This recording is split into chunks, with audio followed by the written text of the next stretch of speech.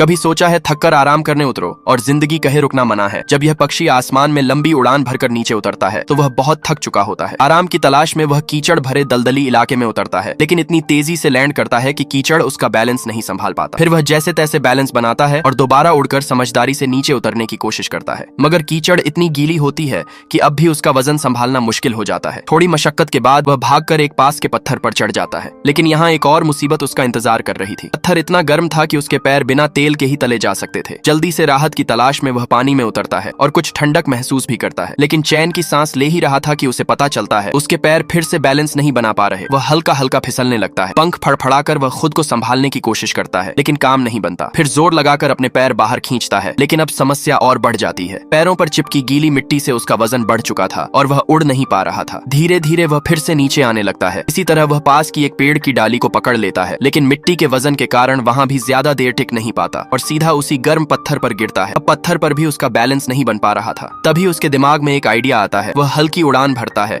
और अपने पैरों को जोर जोर से पत्थर पर मारता है। ऐसा करने से धीरे धीरे मिट्टी झड़ने लगती है। थोड़ी और कोशिश करता है, आखिरकार सारी मिट्टी छूट जाती है। खुशी खुशी वो फिर उसी पत्थर पर बैठ जाता है, लेकिन अब भी वह गर्म ही था और उसके पैर फिर जलने लगते हैं। लेकिन इस बार पक्षी ने ठान लिया कि अब वो यहाँ नहीं रुकेगा। वह उड़कर एक दूर की खाली जगह पर बैठता है, लेकिन वहां जाकर पता चलता है कि वह तो एक कटाल कांटों वाले पेड़ पर बैठ गया है। कांटे उसके पैरों में चुभने लगते हैं। अब की बार वह एक लंबी उड़ान भरता है और आखिरकार एक बिल्कुल साफ सुथरी शांत जगह पर पहुंचता है। जैसे ही वह राहत की सांस लेता है, तभी अचानक तेज तूफान शुरू हो जाता है और उसका आराम एक बार फिर अधूरा रह जाता है।